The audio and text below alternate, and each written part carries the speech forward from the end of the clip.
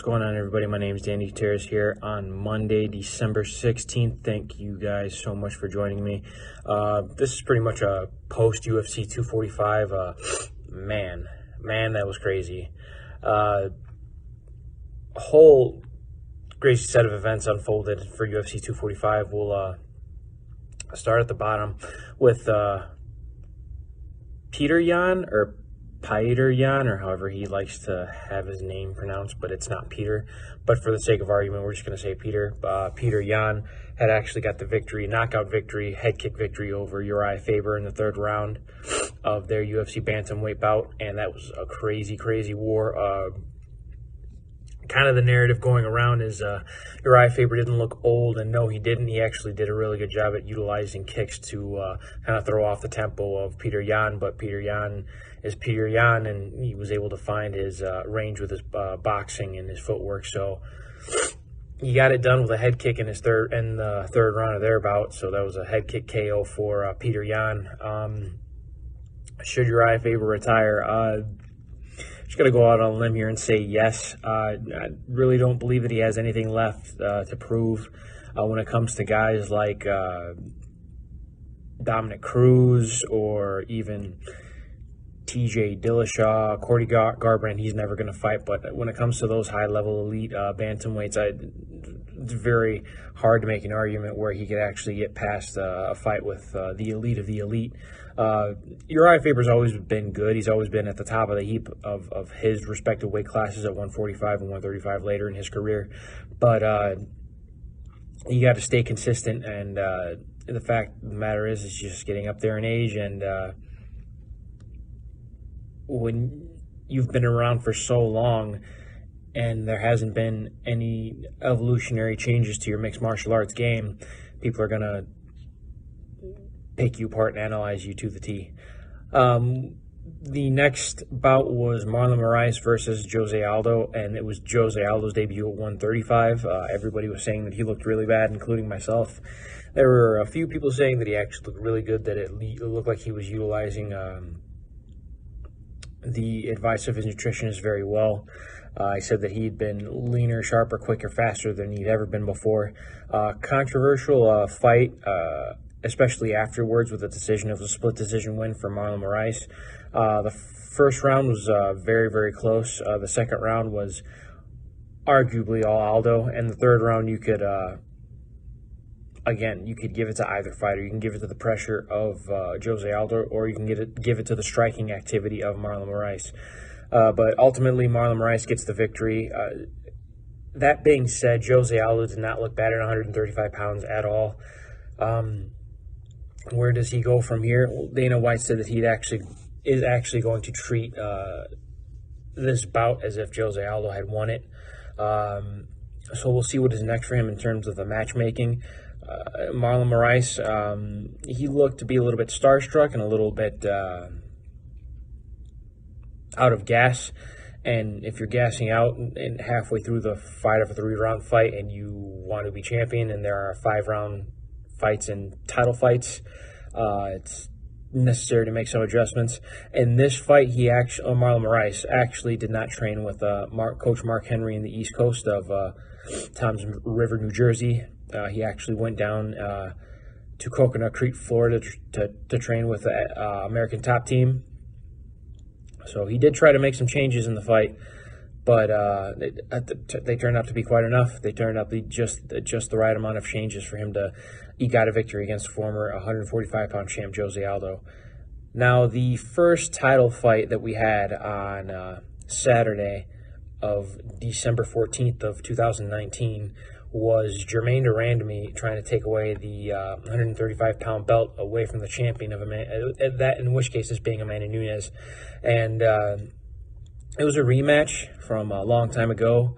Germaine de Randamie being a high-level Dutch kickboxer, and Amanda Nunes being a heavy-handed mixed martial artist with a high-level Brazilian Jiu-Jitsu ground game. And again, training an American Top Team with great minds like Mike Thomas Brown and Conan Silverio giving you a hand. and you're over a mixed martial arts game, Amanda looked pretty good. Amanda looked really good. Now, there were times where there were times where Durandamy would actually look worlds ahead of Amanda Nunes when it came to the stand-up, but those blemishes were very few and far between because they were overshadowed by Amanda's top control when it came to the overall fight. Amanda Nunes was on top the majority of the time. She would always try to advance pass guard, and rain down some ground and pound in these half positions and in the in-between positions. She would sometimes sit in positions and rest. There was actually a time where Mark Goddard had stood up Amanda and Jermaine Durandamy because of the lack of top activity that Amanda Nunes was implementing.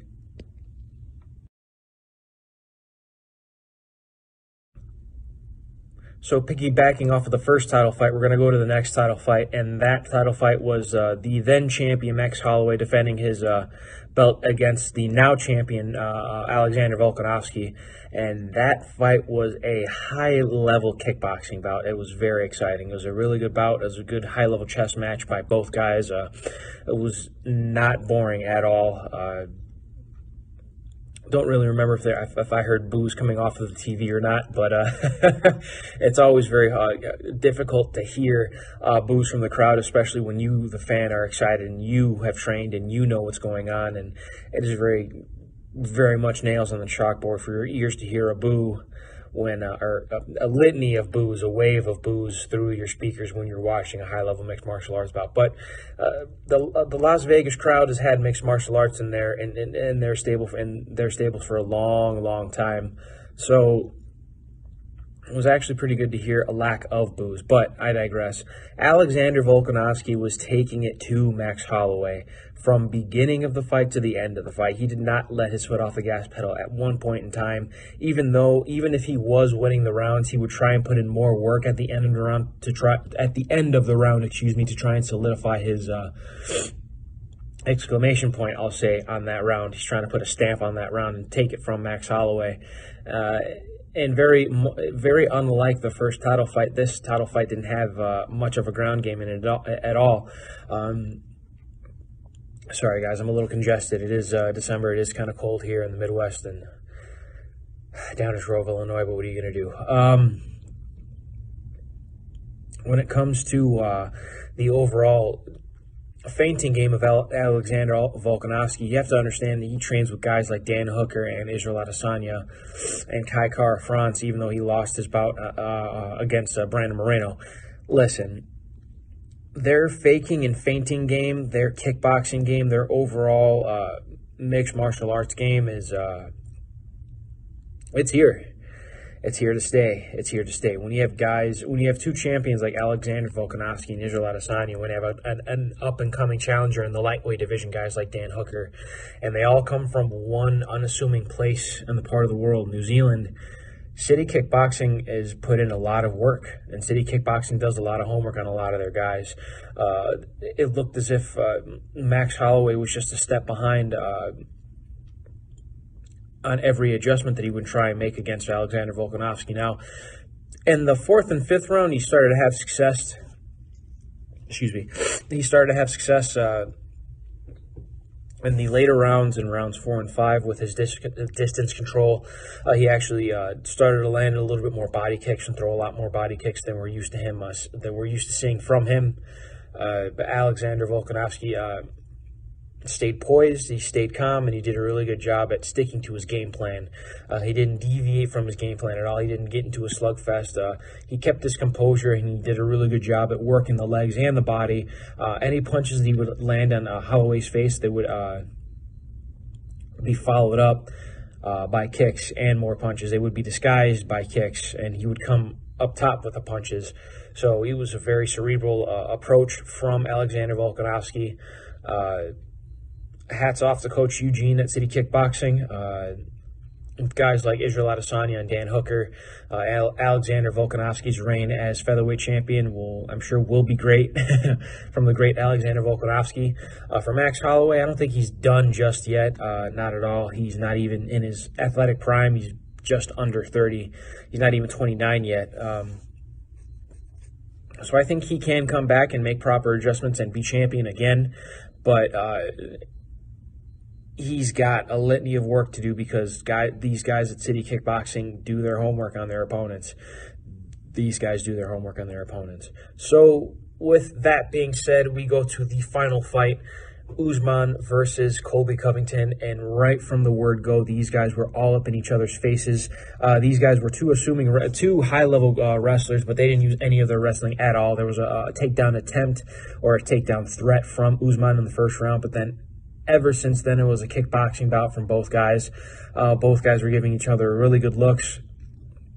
Both guys were landing on each other. And again, it was the volume of Colby Covington versus the accuracy of Usman. As Usman's a little bit more selective with his strikes. And I believe in either the second or third round, Usman threw a cross and it landed on Colby Covington's jaw. And it actually broke his jaw. And it is, I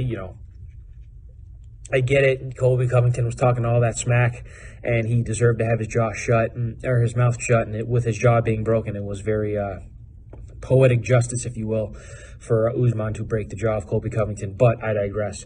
That was a stoppage, also a very controversial stoppage. At the beginning of the fifth round, Usman had actually hurt and dropped Colby Covington and twice, and the second time was much more definitive because Colby Covington had shot in for a takedown, and he was holding on to a takedown with what you would call a C grip.